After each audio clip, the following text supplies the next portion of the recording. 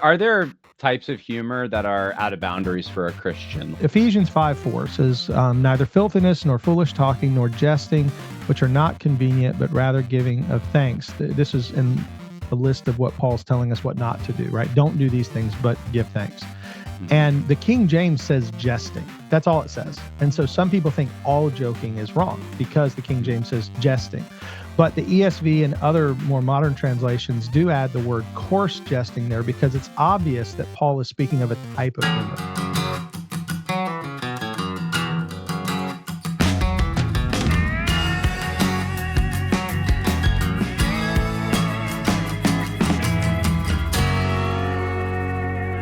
Welcome to the Conversations That Matter podcast. I'm your host, John Harris. We have a special guest with us to talk about a topic that hopefully will be lighthearted. And there are some serious aspects to it, but I think it will flow very well with the holiday cheer. And it is the topic of humor. And to talk about it, we have Keith Foskey. He is the host of Your Calvinist podcast and the pastor at Sovereign Grace Family Church in Jacksonville, Florida. Thanks for coming on the podcast, Keith.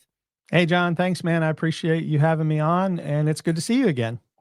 Yeah, good to see you again, too. We had a good time in Cincinnati, and that was now, wow, like 3 or 4 months ago, right?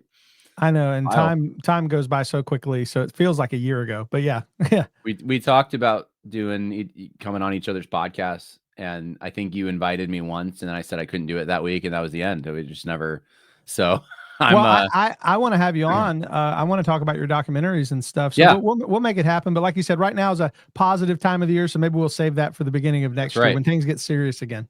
Well, yeah, no, and I wasn't attributing that to neglect. I was just saying we're probably both very busy, and that's just what happens. But I did want to talk about this, and I thought, I don't know why I thought about it the other day. I don't know what it was. Something I thought about you, and then I thought about that, like Santa Claus. I'm like, do you know him? Is he a friend of yours? Santa Claus is one of the mythical figures that I hang out with. You know, we all roll in the same circles. Comedians and mythical figures are kind of in the same realm. Well, you have a beard, and I just thought you probably have to whiten it a little, but you don't need a lot of work. I would only have to whiten this part down here because out here I'm doing Santa really well. I call this little Sovereign Grace, and I call this my kids. Like this is the church gave me this side, and my kids gave me this side. So oh goodness, so it is yet to be determined who is going to fill out the middle there, but for some reason I just thought Keith Foskey would be good to have on the podcast at this time of year when there's so much holiday cheer and talk about humor because there is a serious side to this, like I said, though, because I am seeing an uptick in just a lot of sarcasm, and I know there's lines. I just don't know exactly where they all are sometimes. And sometimes I step in it. Sometimes I think something's funny and other people don't. Actually happens a lot, Keith. And maybe we could talk about it. That's like a personal issue, maybe some other time. I would love to talk about that because that's a question I get asked almost every time I speak on comedy. The question is, where's the line? And it is a moving target. It's my line is usually dad jokes that aren't funny, but no, sometimes they can be cruel. Like you could say something you think is funny and someone didn't take it that way.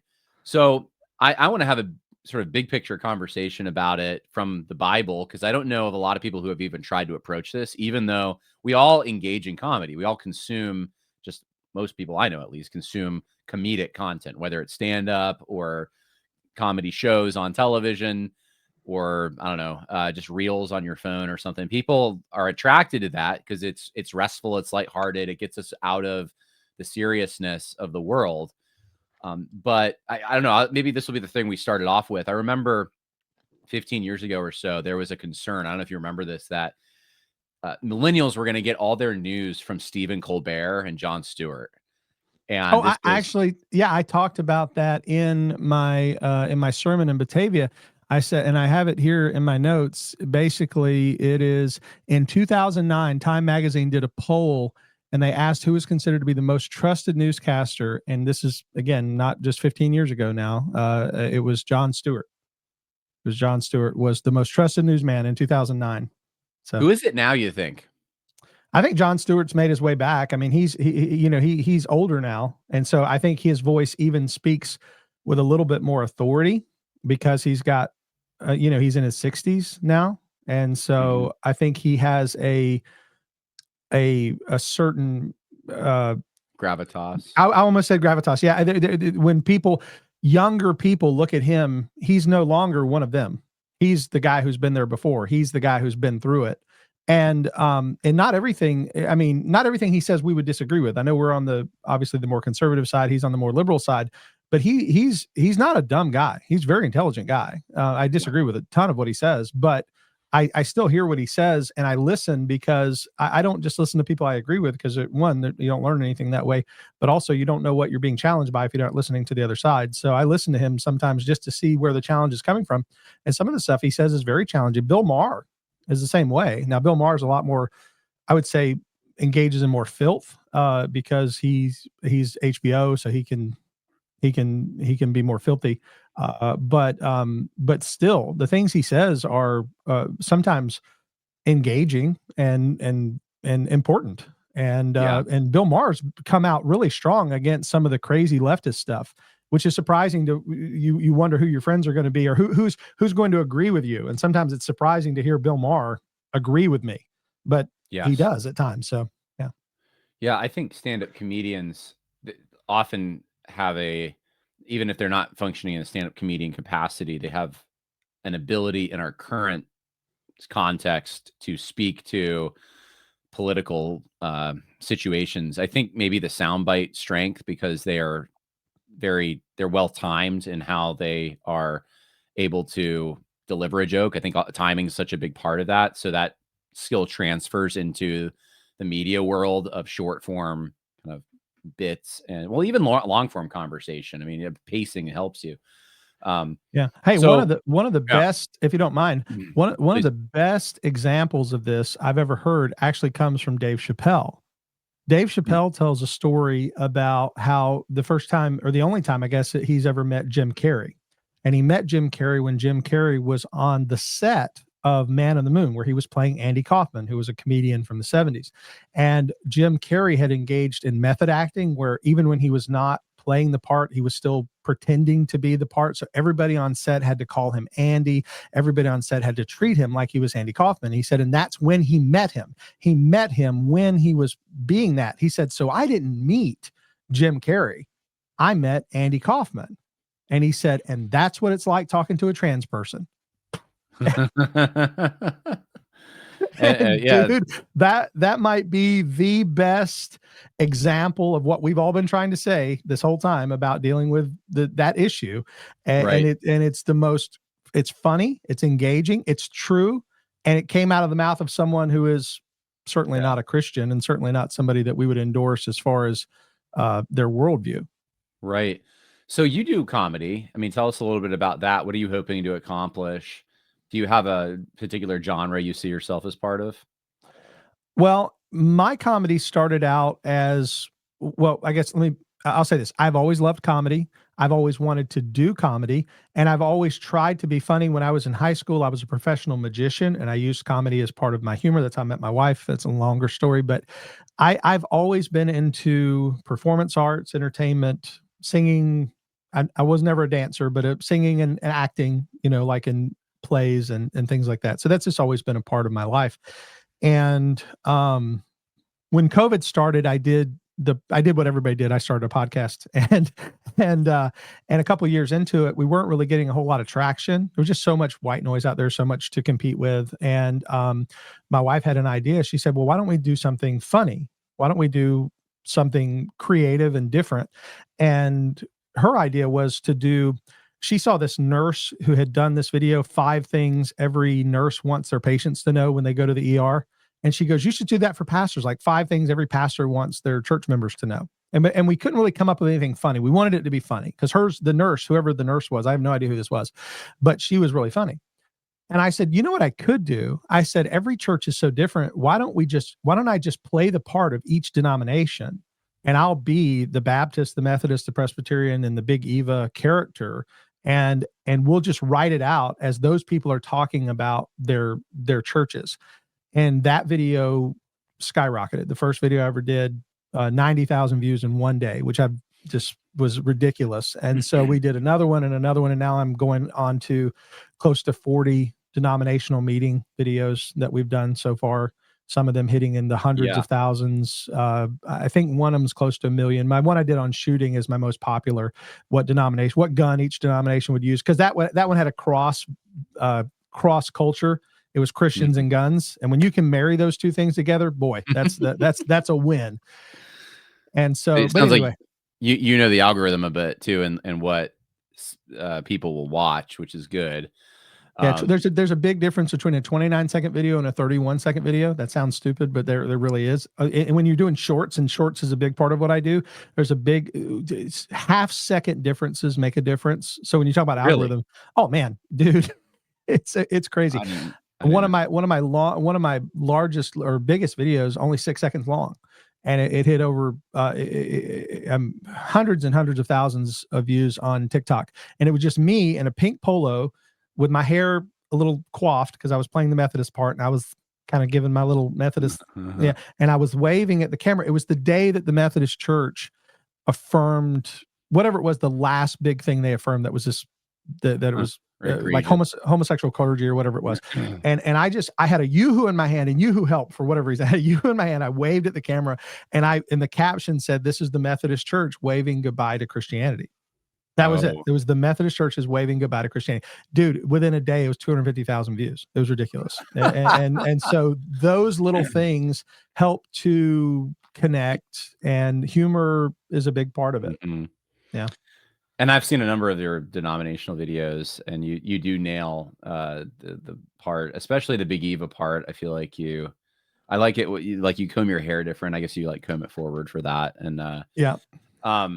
I mean, humor obviously is for entertainment, but as a Christian and as a pastor, do you see yourself as doing more than just entertaining? Are you trying to teach through humor?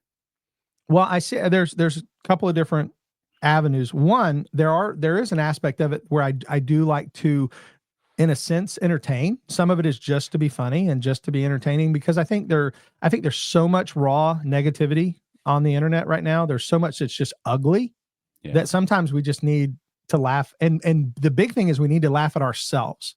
The most insufferable people in the world are the people who cannot take a joke. And people who can't laugh at themselves are, I just can't be around that. I can't be around a person I can't joke with. And that's why I say trust is built, in my mind, trust is often built through the ability to be humorous with one another, to not hurt, but tease one another, joke with one another. This is the way men create camaraderie. If there's no laughter in a group, there's usually not a lot of trust in that group.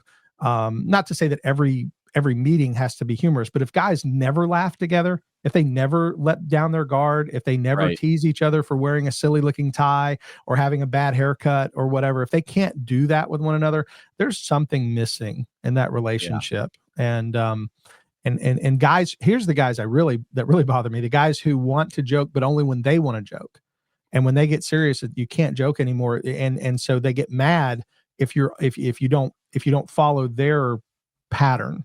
And that's another, that's a little deeper, I guess. But those are guys who want to control everything, and they want to control whether or not you get to think something's funny. I think I'm having a hard time pulling up a template for that. I'm sure I've met people like that. Maybe I'm that person and I just don't know. No. You and I mean, we spend enough time together. I can't think of a like an example like on television or something, but there are people out there who they want to consider themselves very serious minded people.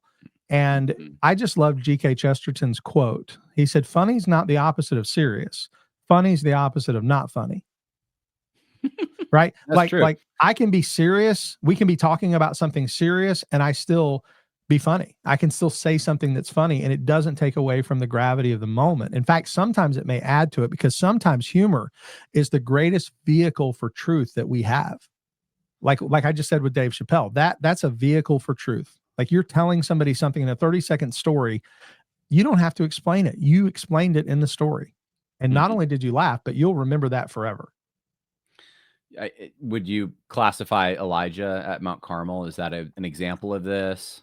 Absolutely. Yeah. I have a list that I gave, and I there's several biblical examples. But were you going to ask a further question? Or No, I have were a you going lot to of touch questions, but on? if you have a launching point that you'd like to start with, I mean, I was thinking maybe like what is humor? You could start there with what's the point of this, because you don't have a lot of biblical instruction on it except for general things about how we should um, be an edifying force for the people that hear what we say and not tear them down but build them up, and um, not to engage in coarse jesting, Yeah. right? And that's something that I always thought I, in general terms, knew what it was, only to find out recently that there's a lot of people that have no concept of that, even in Christianity. Like it's just not even on their radar. It may be one of the most accepted sins in a way, just because it's not really taught on, it's not thought about much. But those are more principles, Yeah. and so maybe what I think what I'm trying to ask is like, what's uh big picture, why did God make us laugh and make us funny, and then how are we supposed to steward that in specific ways? Well, first of all, this is a sort of a foundational principle. God created us with the ability to laugh, and this is not an evolutionary byproduct. There are some sociological scientists and social scientists who try to argue that things like laughter and the emotions that we express are evolutionary byproducts.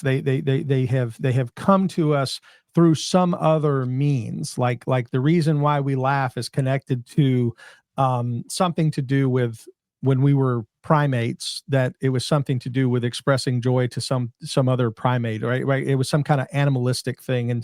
And if you read some of the literature on it, it just it's very silly to me. I mean, not to put it too fine a point on it, but it the Bible tells us God created us in his image, and therefore we can look at certain aspects of humanity and we can say there are certain parts of us that reflect our creator. And the love obviously is what we call one of God's communicable attributes, right? Like that's an attribute God has that he communicates to us, and we get to have that same attribute. And also mercy and grace. These are communicable attributes of God that we get to express. Well, joy and laughter are expressed by God. Now, God laughs in derision. We know from the scripture when he's laughing at his enemies, right? He holds them in contempt, and that's one type of laughter.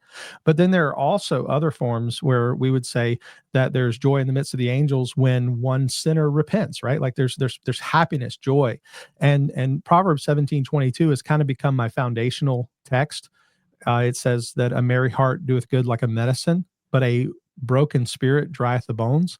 And that's a contrasting parallelism in Yeah. the proverb, and it's telling us two things that are both true, and that are balancing against one another. And the one is that it's the old saying that laughter is the best medicine, right? A merry heart does good like a medicine.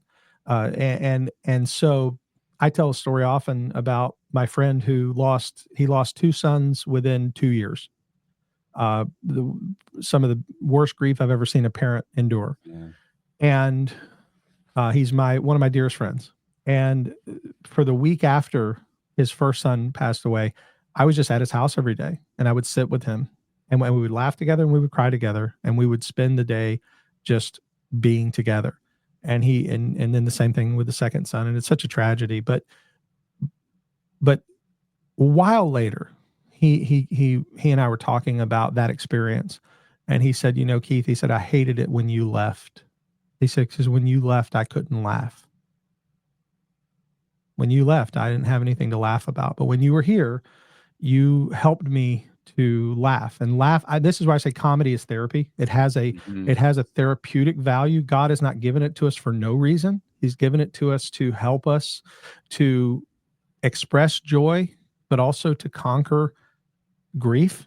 We think about how we deal with funerals. When you go to a funeral, what is one of the things that helps us to conquer the grief? It's sharing the funny and memorable things about that person's life, and we don't cut up at a funeral, we don't goof off at a funeral, but we hear the story of, grandpa's, how he caught a fish this big or whatever it is, and everybody laughs in that moment, and it adds levity to the grief, and it gives comfort to the weary soul. And a broken spirit dries the bones. That's the person who can't laugh. That's the person who doesn't have joy. And so God gave us this tool, and it is a tool to help to minister to one another and create, as I mentioned a minute ago, and to create camaraderie, to create community. Humor is a blessing from God. That's just, I firmly believe that. And can it be misused? Yes, but sex can be misused. Alcohol can be misused, but they're still blessings from God. Even though I'm a Baptist, I can say alcohol is a blessing from God, even though as a Baptist, I probably shouldn't say that. Yeah. Well, that's interesting. When you look at humor, you're looking at something that's pretty fundamental then to human relationships and necessary. It's funny to me that every culture and subcultures and even generational strata seem to have their own senses of humor. Like you think of British sense of humor. In fact, this is one of the conversations I like to have with new couples or new friends when we're getting to know each other. My wife could tell you that's one of the first things sometimes I'll ask is what sense of humor do you have? What do you enjoy? Do you like slapstick? Do you like impersonation? And it's such a broad category. What one person finds funny, someone else might not funny, but they'll find something else funny. How do you quantify or just like understand that? Like, why is it that even some cultures develop a particular kind of humor? And are there types of humor that are out of bounds? Like this is no longer serving the purpose of what you talked about before. Yeah, well, let's start with where different humor comes from. I mean, everything is cultural, and I look at humor. I look at comedy and humor a lot like music, and it's birthed out of a culture. It's birthed out of if you think about jazz comes with a particular culture that is amazing in what it's able to do in the practice of playing in a, not off the cuff, but what's the word I'm looking? Improvisation. Improvisation is a big part of jazz. Improvisation is not a big part of symphonies, right? Like a symphony, I played in I was in the high school marching band and in the symphonic band. You didn't do things on your own. You didn't improvise when you were part of a 60-piece orchestra. You got to follow the leader, right? And so there's humor's the same way. There's some humor that's very refined. I would say probably one of the most refined comedians in the last 50 years is Jerry Seinfeld. Jerry Seinfeld literally counts the syllables of a joke. Like he counts how many words, how many syllables, because one too many words, one word too long and a joke's no longer funny, or one too short and it's not funny enough. And so there's a symphonic rhythm to Jerry Seinfeld's humor. Whereas you get someone who is a little more like I don't know if you've ever seen the show Whose Line Is It Anyway? Whose Line Is It Anyway is jazz, right? Those guys don't know what they're going to do until the moment they do it, but they're amazing at improvisation, right? So those are the jazz players versus the symphonic players. I heard Jeff Foxworthy the other day. I'm a huge Jeff Foxworthy fan. He sold more records than Bill Cosby, by the way. He was one of the best-selling comedians of all time. At one point was the best-selling comedian of all time. I didn't know that. Oh yeah. The if you might be a redneck yep, stuff. Yep. Really? That took off and created a amazing life for him. One joke and it became everything. But Jeff Foxworthy he's going back to do like another show, and it's been a while. He hasn't done a show in forever, and he was on a podcast recently. He said, I still have to go practice. I still have to go stand in front of an audience at these little nightclubs and practice my set. He said, because I'm writing all new stuff. I haven't done this stuff before. I can't just go up and make it up. He's not an improv guy. He's a joke. I'm not saying he couldn't riff for 30 minutes and make us all, want to wet ourselves. like he's hilarious by nature, but he's also he writes symphonies, and versus someone who's, I don't know how Kevin Hart does his set. I don't know how other guys do their set, but some guys seem much more improvisational. Some guys seem more meticulous. There's a show called Comedians in Cars Getting Coffee. It's Seinfeld interviews. Yeah. Dude, it's one of my favorite shows because I love to hear how these guys do what they do. And I've done stand-up. I don't consider myself a stand-up comic, but I've done stand-up a few times, and I want to do it more because there's such it's a live or die by your own, like you're by yourself. Yeah. And you're not working with a group, and you make them laugh. And if you don't, it's a bomb, and it's you stand or you stand or fall on your own ability to make them laugh. So anyway, there's a long story, but I've been looking at when I do have a chance, which isn't often, but the other day, it's been like maybe a month, but I was like, I wonder if the guy Dusty Slay, have you seen him? Oh, I love Dusty Slay. Yeah. Yeah. I was like, I wonder if Dusty Slay's got anything new. Because especially when he takes a country music song and dissects it, I think it's one of the funniest things. His thing on a 2-week notice. Do you ever hear his thing about the 2-week notice? No, I don't think I have. He said, I don't know why any business would want me to give them a 2-week notice if I'm leaving. He said, because that 2 weeks, I ain't coming on time. I ain't. He said, at any time, if you try to get on to me, I'm just going to look at you and so, I'm leaving, right? And that phrase, I'm leaving, right? That's such a funny, quick line. And yeah, he's a genius. One of my favorites of all time is a guy named Mitch Hedberg. You ever heard of him? No. He's a one-line comedian. He would stand up for an hour and just give one-liners the whole time. And him and Stephen Ray were both, or Stephen Wright were both one-liners. Stephen Wright had a great line. He said, I saw a sign the other day that said rest area 2 miles, and I thought that's pretty big. So it's that kind of humor. It's so silly, but it's so precise. It's a precision. Emo Phillips did that kind of stuff too. I think because I've listened to him, and that sounds like a joke he would tell. Yeah, where it's just like one thought to another thought. Rodney Dangerfield was one of the best ever. Yeah, but there's even in our country, there's different kinds of humor. Like you have Irish humor and Italian humor and Jewish humor, and even Southern humor is its own thing, which is a lot more story driven and just. Jerry Clower. Jerry Clower, storyteller. Yeah. Yeah, he's a good example of that. I can't think. There's a few other guys like that are good at that. Well, even Dusty Slay is actually a Southern guy. Do you remember a Christian pastor comedian named Mike Warnke? I recognize that name. I can't place it though. He kind of fell into disrepute because of some things that came out about him. Okay. But when I was a kid, I would listen to him for hours. I had audio tapes of his, and I wore the tapes out listening to Mike Warnke and he was a storyteller. He was a Southern pastor, and he had these interesting, funny stories. And that's where I learned how to tell stories. Was listening to him, listening to Bill Cosby. I used to listen to Bill Cosby so much. Very disappointed with how that turned out. Actually, both of those guys, it's like, but they were great storytellers. Are there types of humor that are out of boundaries for a Christian, like dark humor or crude humor, that kind of thing? Well, the scriptures talk about you mentioned it earlier, and I think it is important to discuss that is the idea of what's the term? This you mentioned it. The coarse jesting. Coarse jesting. Yeah. Yeah. Ephesians 5:4 says, neither filthiness nor foolish talking nor jesting, which are not convenient, but rather giving of thanks. This is in a list of what Paul's telling us what not to do, right? Don't do these things, but give thanks. Mm-hmm. And the King James says jesting. That's all it says. Mm-hmm. And so some people think all joking is wrong because the King James says jesting.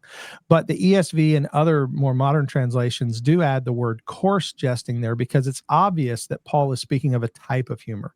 He's talking about a type of humor that is out of bounds for the Christian. And so for someone to say there is no boundary for believers, that would be, again, Scripture. Scripture does give us a boundary. The problem is it's difficult, and I do think there are certain contexts where certain humor would be appropriate and certain humor would not. And I'm not saying that we live in a relative world, or that we live in with relative morality, but there are things that I will say to a man that I wouldn't say to a woman. In general, there are just things that I would say that would not that I wouldn't say to my wife, that I would say to you or to another male friend. And so Yeah. I do think that context does play a part, but also the idea of vulgarity. And this is something that I think we have to really step back and say, what is vulgar, right? Like I told a joke one time, and I wondered if people would be offended by it, because I would say, would people consider this vulgar? I'll let you hear it, and you tell me if you think I've crossed the line. If I can, you can blank it out. I can cut it. I could just take it right out of the show. You can cut it right out of the show. Yeah. But it was it said my friend in a wheelchair stole my camouflage jacket. He can hide, but he can't run. That was the joke. Oh, that's a good joke. It's a good joke. It's silly, but I thought, will this be offensive? Like if I told this joke in a group, would someone who is in a wheelchair, if they were there, let's just say I'm doing this at a nightclub or something, or and I have done shows in nightclubs. So if I'm doing this at a club, is this going to be offensive? Now somebody might think that's so silly, Foskey, that you would even think that. We're thinking about dropping F-bombs. That's kind of where I'm at. Like, why would that even be a consideration? For me, though, I always think about, like, I'm not in this to hurt people. I'm not. And so is that going to hurt somebody? And then ultimately I came to the conclusion it's not, right? It's not. Someone's dad was like chased down and killed and was in a wheelchair, and then they come up to you after. And they're like, that you just brought back everything. And that does happen. There are people who will say, well, I can't believe you said this because my father experienced this tragedy. I'm like, well, I don't know your dad, and I didn't do that on purpose. Right. But there are times, or I think even the idea of cussing, obviously I don't endorse people cussing, but I also don't think that every use of a word that we would say is on the list of curse words is always sinful. Right. Mm-hmm. I think that again comes into the context. Like I said the word jackass in front of my kids the other day, and my kids were like, "Oh, Daddy, you said a bad word." I said, "Well, did I use it in a context. I was speaking in a certain context. I said, is that word by nature wrong? Or is it wrong in how I'm using it? Now, if I look at you, John, I say, John, you're a jackass. Now I'm attacking you. And I think that would be similar to what the Lord tells us when he says not to call someone fool or something like that, right? There's a certain sense in which we have to be careful with how we attack others or use words against others. So that's where I really think the issue comes in, is when we're hurting other people, and when we are being intentionally either titillating, making jokes about sexuality, or vulgar, making jokes about things that are just intentionally, guys together will make a joke about breaking wind, no big deal. Like even now, I don't even like to say that's the nicest way you can say that, right? Yeah, I was like, that's an incredibly you want to use a laboratory while you're at it? Right. Yeah. But we probably wouldn't say that if our Sunday school teacher was in the room, right? And again, so when it does come to the sensibilities of people, and you do, I think there has to be some respect for that. I do a show called Church Soup, which is a news show, and I just basically make fun of things that are going on in churches. I make fun of Big Eva ridiculousness and stuff. And that's where the phrase, I hope it was a blast for them, because it was certainly a blasphemy. That's my joke that I use. That's good. And but I did one, and I had written a joke about Wayne Brady, talking back again about the show Whose Line Is It Anyway? He was the black gentleman on Whose Line. And Wayne Brady was he came out as pansexual. You know what pansexual is? I think that mean there's like a spectrum that you're on? Yes. Yeah. It's like basically like he can be attracted to anyone in any way. Anything, a rock. Yeah, I guess. Well, I was trying to gather some information for the segment on Church Soup. So I went and read the Yahoo News article on it, and I scrolled down to the comment section, and I noticed in the comment section, there was an argument going on about cast iron frying pans. And I'm like, what in the world is going on here? And it dawned on me that their idea of pansexual got really weird. And that was another joke where it's like, is this the line? Like, is that bad? But I ended up not using it. So you can feel free to cut this out of the show. You just used it. Yeah.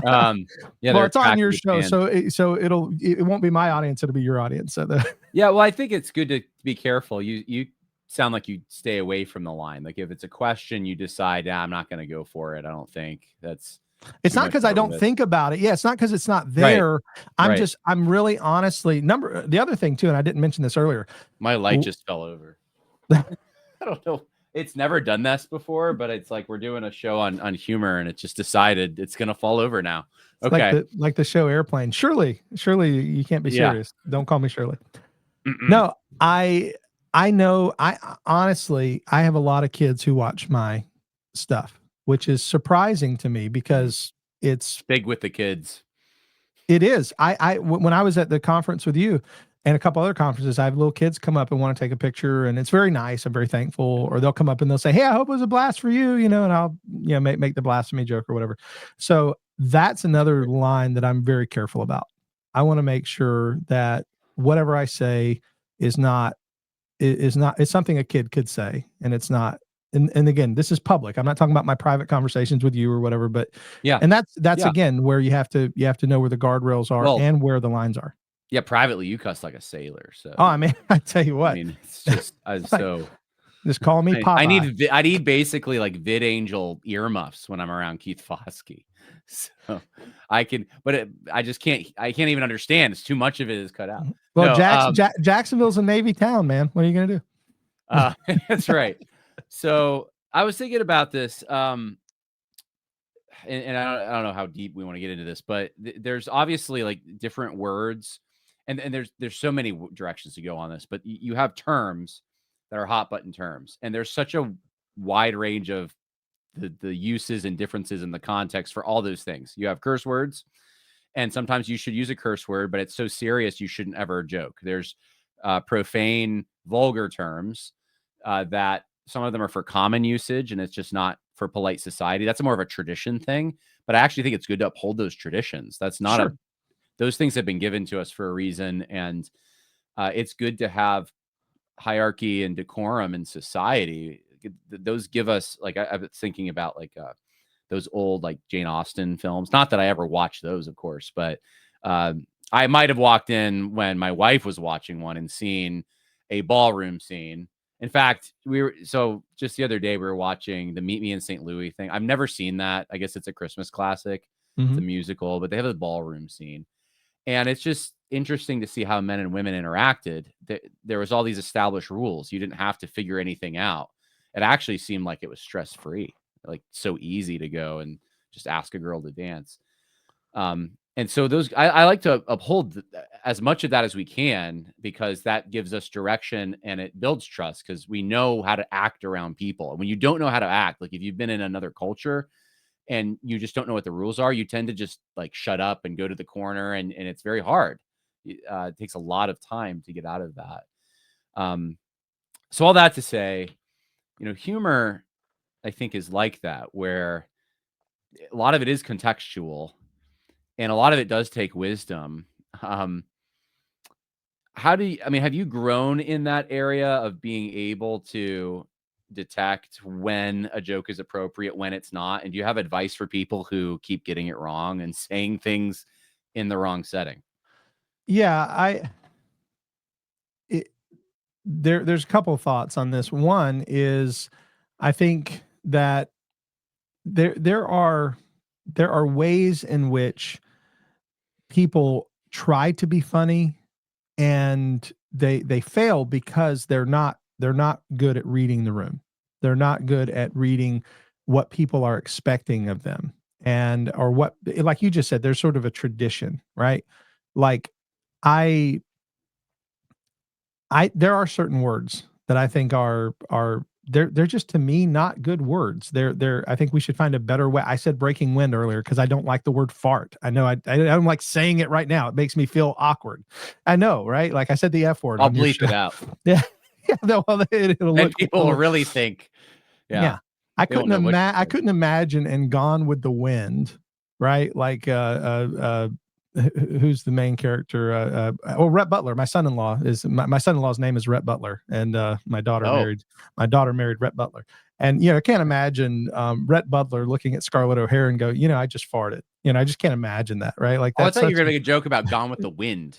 no. Well, see, 'Cause that's you see, you're better than I am. I didn't even that I didn't thought even that's why you brought it up. That's why I was no, laughing. I was no, like, "Oh, Gone no. with the Wind. Ha, ha, ha." Well, you got it. That Yeah.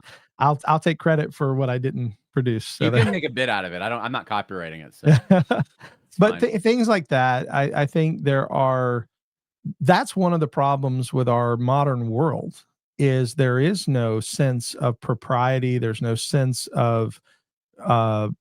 there's no sense of real dignity. And that's where I go back to you have different types of humor, and there's dignified humor. There's humor that's I mean, again, Chesterton was a genius. I don't agree with a lot, necessarily his theological things or things I would disagree with on, but just his ability to put things into words. And that's another thing I think comedians can be good at is taking things and spinning a phrase or turning a phrase and making it humorous, but still within that bound of uh, keeping it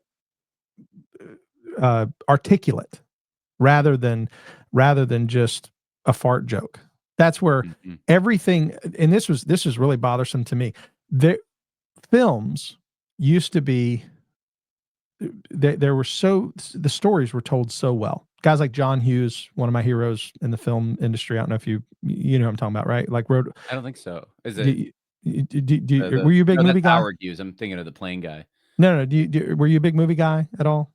I don't big, Uh, no. okay, well, I'm a Well, big what did he everything. direct? So, Give me a name of a movie. well, he directed Planes, Trains, and Automobiles. He directed, Okay, yeah, wrote okay, I Home know that. Alone, wrote Uncle Yes. Buck, wrote Oh, Breakfast Club. John That Hughes. guy. Yeah, I know Yeah, who yeah, he yeah, is now. yeah, yeah, yeah. Okay, Okay. so all of that. This guy was a master storyteller, right? Yeah. Like that. That was just what he did. And then we fast forward 30 years, and stories aren't told the same way. Movies don't feel the same way. They're not rewatchable like they used to be. And I think part of that is because we've given into oversimplicity, and rather Mhm. than any type of depth or nuance, everything is overly simplistic. Everything has become a fart joke, Mhm. and Yeah. that's where we lose the dignity of humor and how to use it in an appropriate way. If that makes sense, And I hope it it makes sense does, what and I'm saying. well, I'll add to it. Because I was in Seattle. I might have told you this. I don't know. This was a few years ago, and I went to a sports bar. I didn't know it was a sports bar. I asked the lady at the desk, "Where's a place to eat?" And she sent me to the sports bar. So we're sitting there. It's got a little restaurant area, but that was the comedy night, and I didn't know that. And we're in Seattle, and I guess Seattle has a reputation. They wear dark clothing, and obviously some of the rock and roll scene that is very kind of dark and grunge and all of that. Anyway, the comedians who went up there were everything was the most offensive, piercing sex. I don't even know if I could call it a joke. It was just perversion. Yeah. And I didn't even see like a lot of people laughing, but it was shocking. It was jarring to be in there and to I know comedians can be dirty, but I was like, what is that? I don't understand what I just saw. Um, and it seems like God cursed them and they've lost their ability to be funny. Mm. And the more dirty a comedian gets, I'm not saying God literally, but he's like giving them over. Their mind is so twisted and warped. It's all they think about. And then when they try to do something funny, to have like a juxtaposition of like something odd, it has to be freaky extreme for it to be to even register that they have a heartbeat. Like they can't uh they need it to like I don't know. That's was my impression. They need something like so hard hitting and perverted to jar them. to make them feel like they're still alive. I mean, you know what I'm talking about, right? Yeah, and I think what happens is humor, not always, but humor is often connected to the idea of a surprise.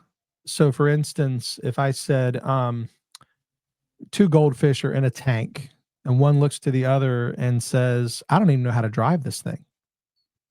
Right. Like that is it's a dad joke. It's silly, but it's also, there's a surprise, right? They're not in a tank, like a fish tank. They're in a tank, right? Like, so the idea of a surprise, a few years ago, I did a video, it was a denominational video.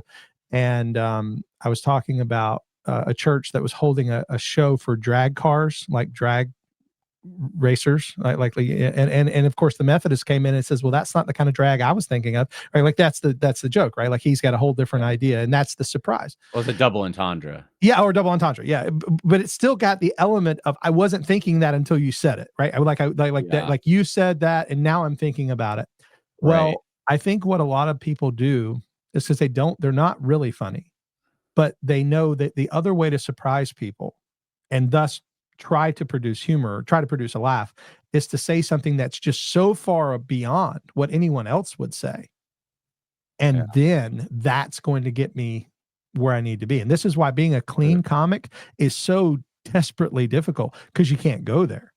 You've got a line that you won't cross. And guys like Tim Hawkins, who is a Christian comedian, he is hilarious and he doesn't have to cross that line. And I say he's double talented because he's never crossed that line. Even Nate Bargatze, he's pretty clean. Nate Bargatze he's huge, and he is, and his success, which is relatively recent, last few years, his star shot up, absolutely well deserved. He's a symphony when you listen to him. And he doesn't sound like a symphony. He sounds like sometimes he mumbles, sometimes he sort of stumbles over his words. He uses which every public speaker in the world will tell you never use filler words, right? Don't use He uses all the time. Nobody cares, right? Like, because he's so good at that way of his cadence is just so good. He's kind of deadpan. You think he's serious, but he's actually joking. That's right. I think the George Washington one was the first one I saw. I thought, this is absolutely hilarious. And they did another one, and they did the one on the nativity scene, which I thought, this is going to be blasphemous. Like, and then I saw it and I thought, actually, I think that was fine. Yeah, that was at the Grand Ole Opry, I think. That's where they did that. Oh, that wasn't that wasn't on SNL. That was I think in Tennessee. He's a Tennessee guy, and But yeah, no, with Nate Bargatze has a funny thing. Every time you mention somebody's name, I think about something funny that they said. Because this is what I do, is I just, like, my mind is like a Rolodex of comedians and things they say. He talks about the fact that his wife sleeps closer to the door than he does, because in the middle of the night, if somebody breaks in, she's going to try to slow him down so he can open the one pocket knife that he owns to be able to protect them. But it's going to take him a minute because he's never opened that pocket knife before. And it's just this funny thing about how he's not really good at protecting his family. But it's a joke, right? It's all right. It's like the man's supposed to protect the house, but I'm going to send her in as the first wave so that I'll have time to get this pocket knife open. Yeah. So he can make very simple things funny in ways that I would never be able to figure out how to make that funny. But then something as simple as I can't find the light switch becomes a whole bit. Yep. And it's like, how does that become a bit? So yeah, I think we kind of covered the coarse jesting, unless you have something to add to it. No, just that just because something offends someone doesn't mean it's wrong. And this goes back to what you asked me earlier about Elijah on Mount Carmel, right? Like I can walk through several biblical examples, Elijah being one, where I believe that it's funny, but it's also it's not just meant to be funny. It's meant to pierce with the truth. To pierce with the truth often makes us sit back and say, oh my gosh, that's hard to hear, but it also strikes us as amazingly timed. I use the example of David and Nathan. David has, had Uriah killed, and Nathan the prophet comes to him and he tells that story. There's a man who had a ewe lamb, and the ewe lamb, was taken by this rich man, and and he tells this elaborate story. And David's like, what should we do to this man? David's, bring that man before me. We're going to punish him. We're going to make sure justice is done. And then he lifts that little crooked, bony finger, the prophet, and he goes, "You are the man." Right? Like you. And I can just imagine David's court going, "What?" like in a moment that just is like, wow, that is the most intense moment. It's not funny, but there is a sense of irony in it. You just said, I want this guy killed, and you are the man. What a powerful I was there when R.C. Sproul said, "What's wrong with you people?" You know that story where You were in there, Oh yeah, I was in the audience. It was in Orlando, and I was there when he did that. He said, "What's wrong with you people? I'm serious. We don't know who God is, and we don't know who we are." That's his line. Yeah. I looked at my wife. I said, "That will live forever." I said, because that's hilarious. He's not trying to be funny. Nathan wasn't trying to be funny with David, but that lives forever because it's the surprise. It's the element that we weren't ready for R.C. Sproul to scold us all for asking a question. Like, he didn't just scold the questioner, he scolded all of us. What's wrong with you people? That's the plural, right? Like, he scolded everybody. Yeah. And now we can't get enough of it, because we can't get enough of Paul Washer saying, "I don't know why you're clapping. I'm talking about you." Yeah. We can't get enough of Vody saying, "That dog won't hunt," or, "If you can't say amen, say ouch," right? Those phrases stick with us more than anything else those guys have ever preached.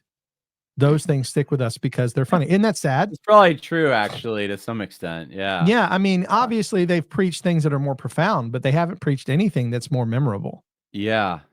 And when there's preachers that I can't remember anything funny they've said, I don't know what that says. I mean, you got to lighten up, maybe. Yeah, I mean, think even Johnny Mack, this dude was serious. He stood still for 45 minutes every time he preached. He never moved a muscle. He stood in one spot.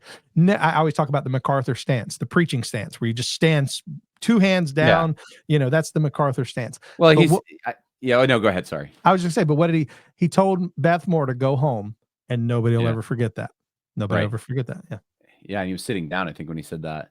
Yeah. No, I was going to go off on the Scottish. I think that's a Scottish thing. Scottish people tend to be deadpan, and they tend to they stand there. Presbyterians never raise their hands. Even the dancing, right? Like well, I guess river dance is Irish. Okay, I'll just include the Irish in this. They're not using their hands, so there you go. That's right. But they just walk around, or they dance around with their feet. So, trying to think, like, what advice, just free ones, and I'll get to some short answer stuff at the end, like, who's your favorite comedian, what's your favorite movie, that kind of thing. But before that, like, what advice do you have for pastors, and then maybe comedians, people trying to be funny who are Christians?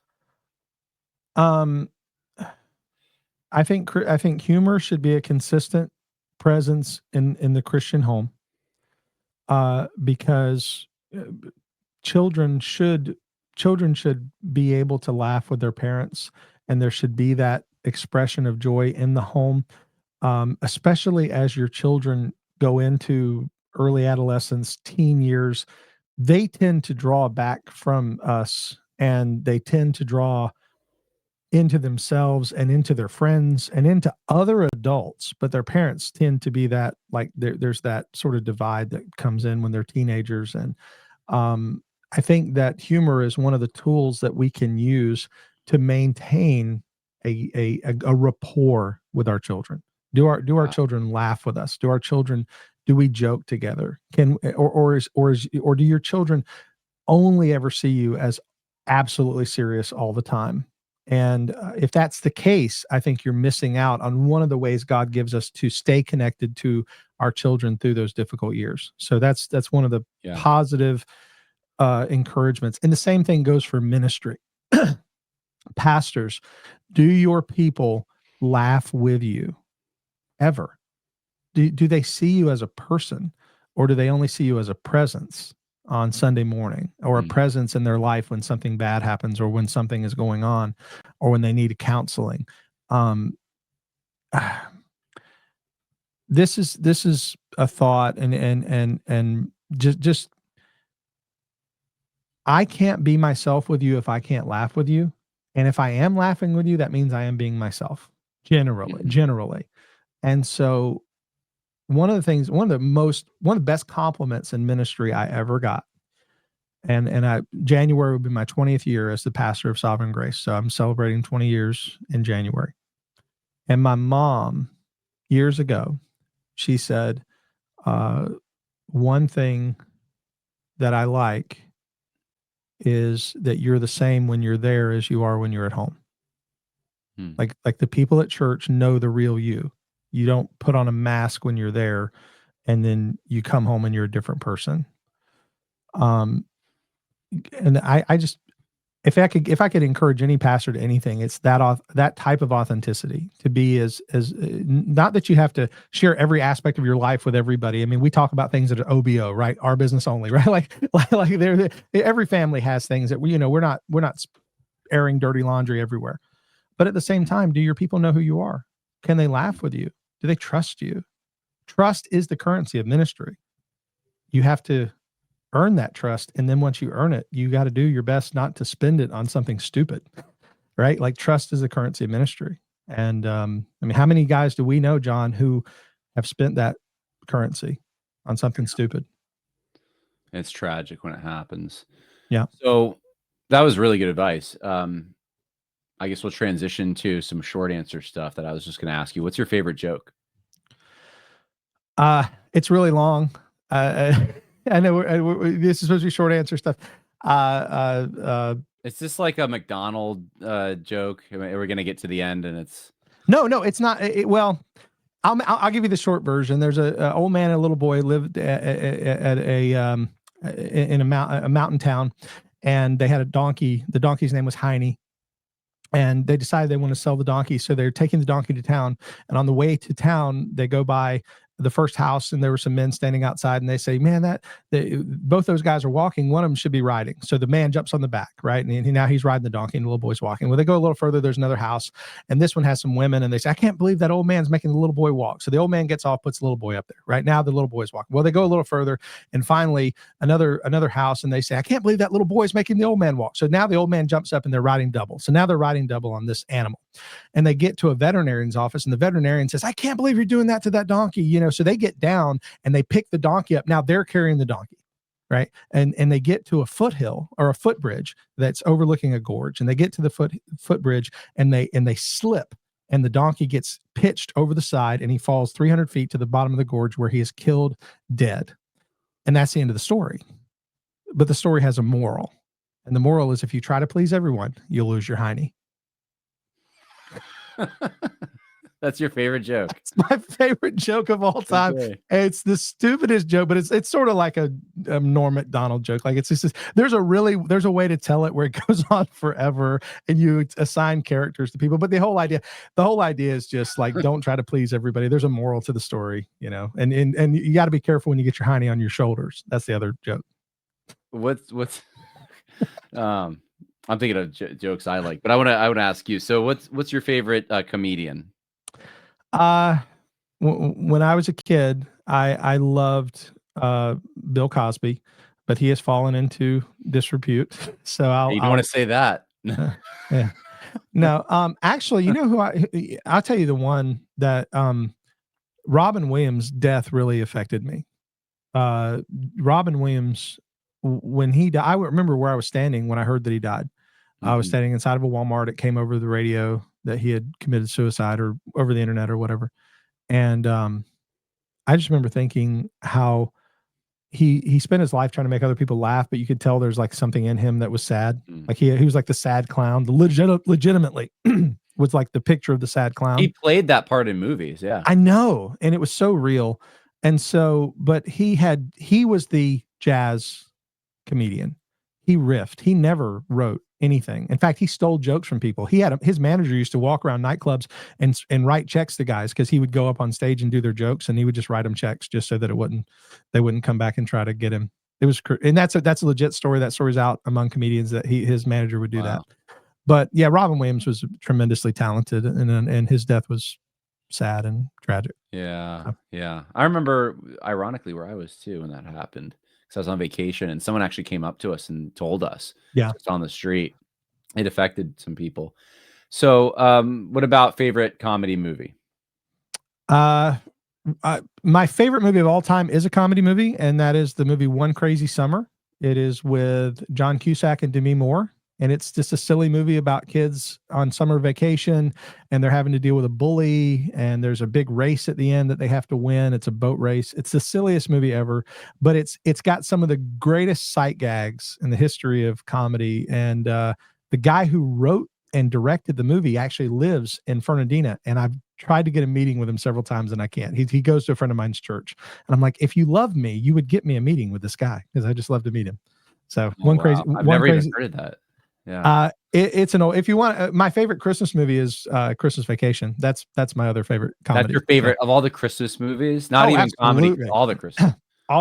It used to be my favorite movie of all time. I've seen Christmas Vacation more than any other movie ever. I can quote almost the whole movie. Wow. I was for sure gonna think you were gonna say Muppets Christmas Carol, but that's okay. I love the Muppets, but my favorite Christmas Carol, because you can just do that. What's your favorite version? Yeah, I know. There's like 15 of them. Yeah. My favorite one is Mickey's Christmas Carol. Mickey Mouse? Have you ever seen it?